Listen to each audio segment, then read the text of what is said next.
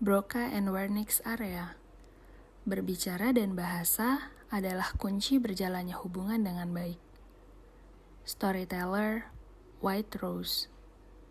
Sabtu, 7 September 2019, RSUD Hasan Sadikin, Bandung. Pada sebuah ruangan minimalis yang hening, sebuah layar HP menyala-nyala berusaha mengkode sang empunya.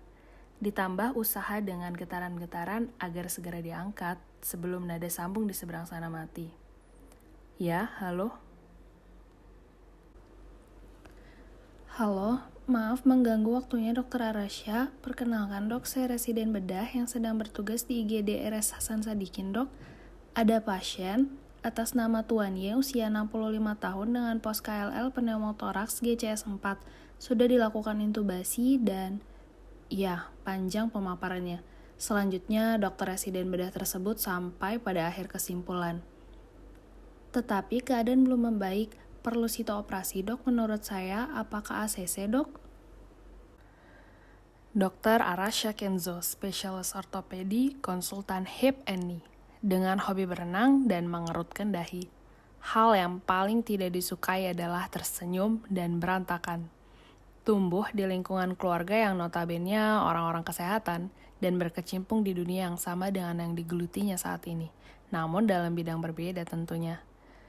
Pecah segala keluh kesah di kepala Arasya oleh getaran dan layar HP-nya yang kembali menyala, tidak kunjung berhenti.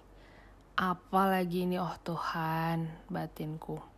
Tanpa melihat layar, langsung kuangkat telepon dengan sedikit kekesalan. Karena tak kunjung usai laporan-laporan yang bahkan tidak perlu dilaporkan oleh para residen itu. Halo? Ada apa lagi? Kalian bisa tidak menentukan yang harus dilaporkan dan tidak perlu? Suara hening di seberang sana. Tidak terdengar hiruk pikuk sekalipun seperti keadaan IGD seharusnya. Lalu aku lihat layar HP. Siapa penelpon sebenarnya? Dan terteralah nama Shesha di sana. Aku menghela nafas. Tahu apa yang akan terjadi selanjutnya. Dia mungkin akan berceramah dan mengeluh sepanjang sisa malamku. Helaan nafasnya terdengar jelas. Kalau ada telepon, bisa nggak dilihat dulu layarnya siapa yang nelpon? Ucapnya setelah hening cukup lama. Ya, maaf, aku lelah, Syah. Berharap seseorang di seberang sana yang sedang tersulut emosinya dapat mengerti keadaanku saat ini. Nyatanya adalah, oh, capek ya? Kenapa sih akhir-akhir ini kamu sibuk banget? Aku ajak ketemu susah banget. Kalau aku telepon sering banget kayak gini. Apa jangan-jangan nomor aku udah gak kamu save ya? Makanya sering ngira aku ini residen kamu. Syah, sorry, udah dulu ya. Jangan ngomel-ngomel malam ini. Please, kita bahas nanti aja ya pas ketemu. Dan berakhir sesuai dugaanku. Aku biarkan saja dia berceloteh dan aku melanjutkan pekerjaan setumpuk yang tidak kunjung usai. Karena ada saja hambatannya. Hubungan ini sudah tidak sehat. Aku membatin di sela-sela omelannya yang tidak kunjung usai.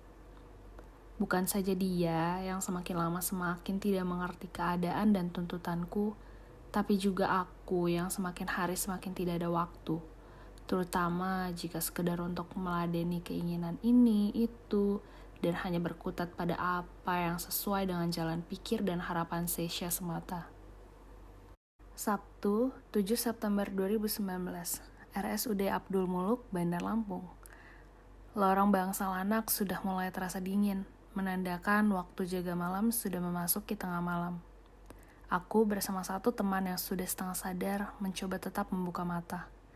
Padahal rasanya hantu-hantu sudah bergelantungan di ujung kelopak mata. Hening, kami sama-sama sibuk membolak-balikan lembaran buku yang sedang dibaca.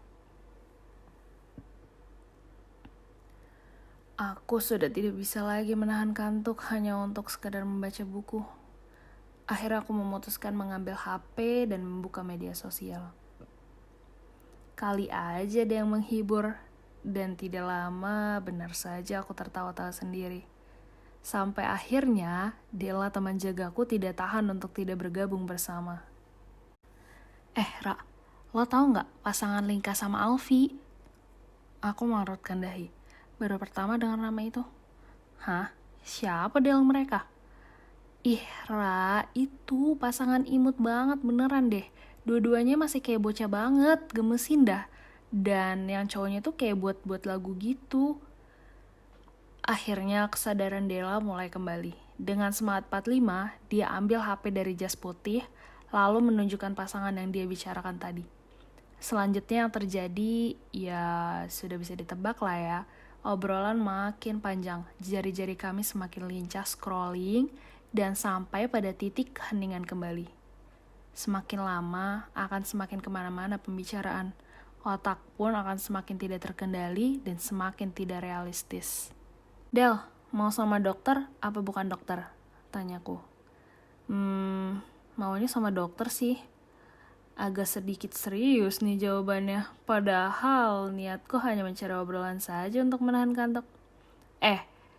Tapi lo pacarannya sama anak teknik, Del. Gimana sih? Udah kerja kan ya di Jakarta? Jawabku sambil tertawa renyah. Karena memang sedikit lucu aja menurutku. Iya sih, ya siapa yang tahu kan, pengennya mah dokter, tapi gak apa-apa juga sih sama dia. Iya, dia kerja di Jakarta, Ra. Del, cariin gue sih orang Bandung sana, ada kagak? Nah, kan sudah melantur, dasar aku. Duh, teman gue kan banyaknya nonis, Ra. Tapi coba ya, nanti kalau ada langsung kasih tahu lo deh. Kemudian kami berbarengan meletakkan kepala sambil memejamkan mata di meja nurse station, beralaskan lengan masing-masing. Tiba-tiba, kami sama-sama mengangkat kepala. Cari jodoh dokter yuk! Bersamaan dan spontan kami tertawa. Ini bukanlah kali pertama kami melakukan dan mengungkapkan ide itu. Selanjutnya, Della mengeluarkan HP-nya, membuka media sosial. Cari spesialis apa ya enaknya? Berdeham cukup panjang. Dia buat seolah-olah hal itu cukup sulit, seperti akan menjawab soal. Jantung dulu deh coba, celetukku dengan santainya. Mimpi aja dulu. Terus sepanjang malam itu kami habiskan dengan hal yang sedikit tidak berguna. Untuk lenyapkan kantuk, kebetulan saja hari ini pasien-pasiennya sedang berbaik hati untuk tetap tenang. Sampai akhirnya azan subuh menyapa dan kami kembali ke ruang koas. Ya, perkenalkan, aku Zara Selvia, sarjana kedokteran, sedang menempuh pendidikan profesi dokter, AK Koas, tahun kedua. Memiliki mimpi besar, berjodoh dengan dokter spesialis, dan lulus dokter tepat waktu. Tapi, hobinya mengeluh, menangisi diri sendiri saat mendapat nilai jelek. Dan, aku berasal dari keluarga yang cukup banyak lulusan dokternya, termasuk ayahku. Oh, satu lagi. Aslinya aku orang Sunda Tulen, tapi lahir pun bukan di tanah Sunda.